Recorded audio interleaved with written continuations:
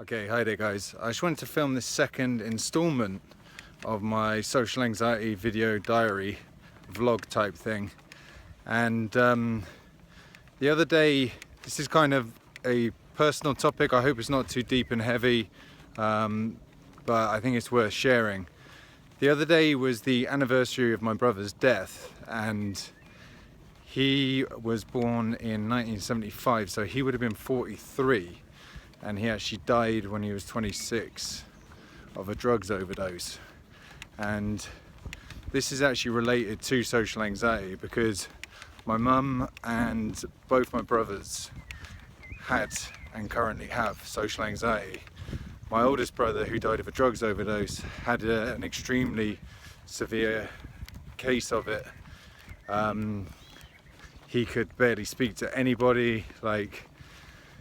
He was incredibly socially anxious. He wasn't able to function as a normal adult, and he spent his life in institutions and stuff like that. And basically, I think it's worth flagging this up because if you're not taking your social anxiety seriously, I'm not trying to exaggerate or be sensationalist, but it can almost be an issue of life or death. I believe that social anxiety basically was indirectly related to my brother's death. He smoked a ridiculous amount of hash and weed and took heroin and any drug he could get his hands on to sedate himself and deal with the pain of his life.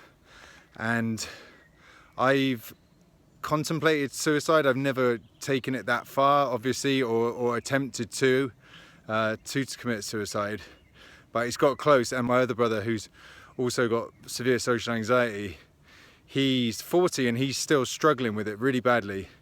And I know for a fact, we've talked about it many times, where he's felt suicidal and just felt exhausted from the daily struggle. You know what it's like, just the constant humiliation and having to, build yourself back up and then fall back down and all that kind of stuff. So if you're not dealing with it, if you're still sat on the fence and you think, oh, it's okay, I'm just going to live like this, or it's not serious enough, or whatever, I just want to basically give a bit of a cautionary tale, because it doesn't get better on its own. This thing does not go away. You're just going to turn around and be 40 like my brother and still have it. My point being that it's no joke. It's a really serious thing. It really needs handling. And if you've not already done so, if you're still on the fence about whether to take action, I really believe that you should. I don't mean to be morbid or to be, too extreme, but, I do see his death very much as related to his chronic, crippling social anxiety, which is also linked to severe depression as well. As you guys probably know, social anxiety and depression are comorbid. They often go together. Social anxiety causes a lot of depression. So get it handled, get off the fence, take action, and start getting the kind of life and the lifestyle that you've wanted for yourself, and start becoming the kind of person that you always thought you would become, because life's too short, man. Life is too short. You might be looking at this thinking, who is this guy? He's playing golf. What a loser. That's an old man's game. But for me, golf is very important, and it's very much related to my struggles with social anxiety. I first started playing golf when I was about 14 up until the age of 16. Then I started to get into drugs. Just went off the rails and everything, partly because of the social anxiety. I was smoking a lot of weed and all of that. But for me, golf has always been a kind of a Zen sport, because it's so mental. It's like the Zen sports of archery and all that stuff, the martial arts. It's all mental. And when I was younger, that used to terrorize me. I couldn't handle it. I used to fall apart. If I was doing well, I would sabotage myself and ruin it. I was actually very promising at a lot of sports when I was younger, but with golf especially, I just sabotaged myself.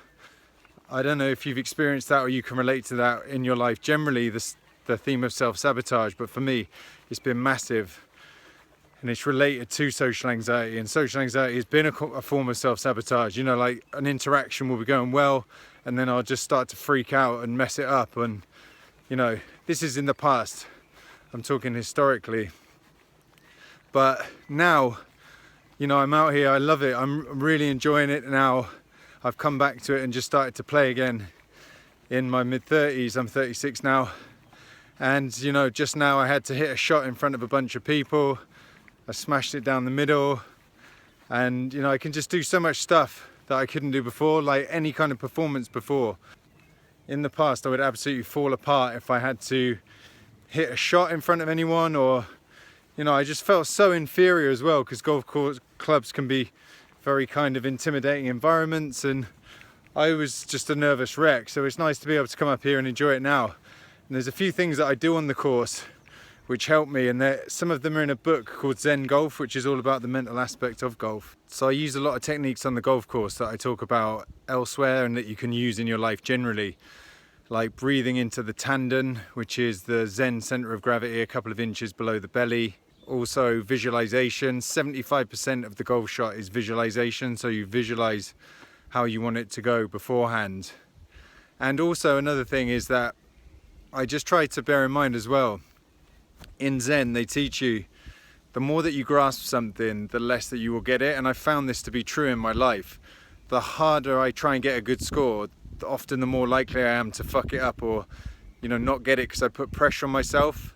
So I just tried to stay very relaxed as well, by remembering that none of this actually matters. And it's that you can take this approach. All of this applies to social situations as well. None of this matters. We're all going to be dead soon. All the people here that watch me hit shots and stuff are all going to be dead. And my score doesn't matter. You know, I used to feel like if I hit it well, then I was a good person, then I was talented. If I didn't, then I was a total loser. But that way of thinking is just totally conditional. Now I think I like myself, I love myself, I'm a good person if I hit this shot and it goes well, and if it doesn't, then I'm still a good person. And it just doesn't matter as well. Just I try to take all the stress off myself by just remembering it doesn't actually matter, and that way I actually stay relaxed and score better anyway. That's the kind of paradox of it. So these are just some of my thoughts from the golf course. They relate to golf, the mental aspect, social anxiety totally, because social anxiety follows you everywhere, especially somewhere like the golf course, or somewhere where you have to perform and sporting performance.